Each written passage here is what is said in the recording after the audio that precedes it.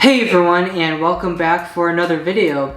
So today I'm going to be sharing with you all my LEGO Star Wars 1 collaboration MOC. So this collaboration was between myself and about a dozen other builders who each decided to build every single level from the LEGO Star Wars 1 video game, which encompasses the prequel trilogy, The Phantom Menace, Attack of the Clones, and Revenge of the Sith. And my MOC is based off of The Phantom Menace Chapter 3, Escape from Naboo. So in this video, I'm going to be showing you guys the building process, starting from collecting all the parts, and then a time lapse of me building this MOC, and then we'll dive right into the in-depth review. Without any further delay, let's jump right into it.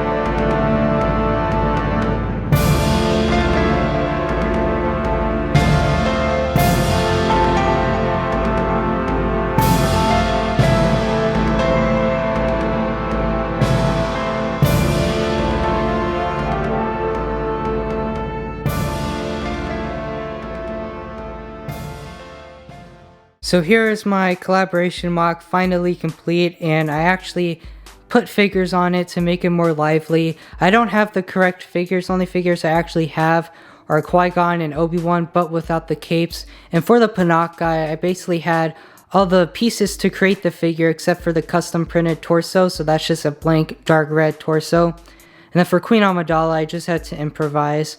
So I just wanted to add some figures to the MOC to make it more presentable for this video. So I'm going to go ahead and dive right into it. I'm going to start with the walls. So these tan walls were actually really fun to design. I really liked adding the 3x3 round tan tiles to create the targets, and I'm really happy with how the targets came out. Those are actually not stickers. I actually just printed out the targets on a plain white piece of paper, then I just cut them out and placed a piece of tape on the back of the cutout target and then placed it on top of the tiles. And so that's what I did on both sides. As you can see, one of them is lit up to represent that it's already been shot by Panaka on the elevated platform, and he's about to shoot the one below it, so that way they can finally open up this gate and escape Naboo. So in the game, the walls have indentations, so I tried capturing that effect as much as possible. Originally, I designed it to where the jumpers on the back that are creating the indentations were light tan or regular tan color, but instead I changed it to dark tan to give it more of the effect that there's actually shadows, and I think I captured that effect pretty well. And as you can see, Panaka is on that elevated platform. I'm really happy with how this turned out. It was really tricky trying to create the snot platform because I knew I wanted to have one of the platforms elevated. So there's actually Technic axles that connect to the ComicBrix, and I had to create this mini snot platform which is perfectly aligned, so it is exactly where it is on the other side, so that is awesome. It is symmetric on all sides, and I'm really proud about that because that took quite a while. And moving on the other side, the platform is actually just plated to the ground, and I really like these white canisters that you see in the game. What I really liked about making this level was incorporating these white canisters. I just remember being so nostalgic for them, like destroying them when I played this level to get a bunch of studs, to get true Jedi, and they were just so fun to destroy, and they were really fun to build. Originally, I was going to have 3, so there's only 2 in the MOC. One's right here to the side, and the other one is actually on the elevated platform. There's going to be one more laying right here on the ground, but I didn't want to overcrowd the MOC with the canisters, and I think it just made sense to include 2.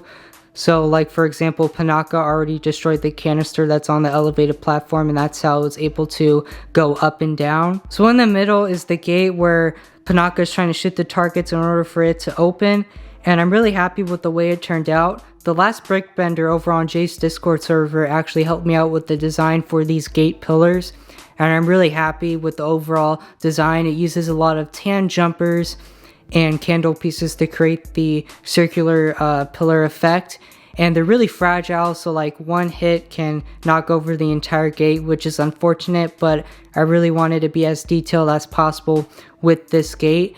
I could have made the tan jumpers black. I decided to make it tan just to break up the monotony and give it some more detail. And as you can see, the gate pillars are sitting on jumper plates, dark bluish gray jumper plates that are seamless with the dark bluish gray tiling for the floor.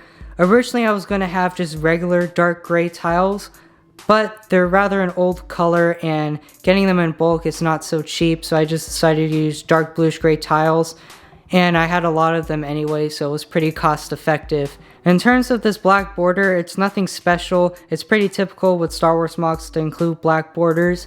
Originally I was going to have snot bricks and have grill tiles on them just sporadically throughout the black border, kind of like how the Star Wars vignette sets have, but I decided to exclude those and just have just a plain black border to save money on pieces, because at the time I was designing and building this, I was working on my air kit MOC. And so taking a look at the back, so you can see the dark tan jumpers that I mentioned earlier. It creates that indentation effect, and you can kind of see that in action right there, and I'm really happy with the way the walls look.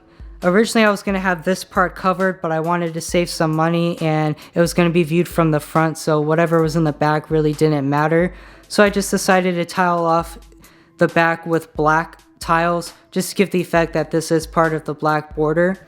And as you can see, it's the same on the other side, and overall nothing special, but I really do like how when you take a look at the back, you can see the dark tan jumpers and just see all the little details and parts that went into creating this MOC. So here's some footage of my mock at Brickworld Chicago. Unfortunately, I was unable to attend the event, but luckily Cult of Christensen and Playmation Studios were able to provide the custom figures for this mock that pose as playable characters. And I really like the battle scene that they set up. I especially love how Panaka is on the elevated platform shooting the targets to open up the gate. And I like how Qui-Gon and Obi-Wan are slicing the battle droids that are trying to stop them. I can see that they actually added light bluish gray stands for the battle droids. Unfortunately, I forgot to include any jumpers or really any studs for the figures to be secure on, but luckily they were able to find a solution for that. Overall, I couldn't be happier with the display at Brickworld Chicago, and seeing my mock next to all the other mocks from LEGO Star Wars 1 the video game, and specifically next to every level from The Phantom Menace, is really awesome to see. Overall, this was such a fun level from the game to design and build, and going back and actually playing through the level, trying to find reference material, just brought back so many memories. And I'd like to thank Rich Boy J again for allowing me to participate in this collaboration. This was definitely one of the highlights of this year. So down in the description below, I will leave a link for Jay's video covering the entire collaboration, as well as Beyond the Bricks interview. So I pretty much covered everything about my collaboration mock. I would like to thank Jay, Cult of Christensen, and Aaron, or 327 Bricks. They actually came over to my house and picked up my mock to be able to be displayed at Brickworld Chicago. And I would also like to thank AxiDroid. He was the one who set up my mock at the display table because I had to take my mock apart in sections for easier transportation. So I'd like to thank you all so much for watching, and if you like what I do, go ahead and subscribe and click the bell icon so you won't miss out on any future videos, and I'll see y'all in the next video.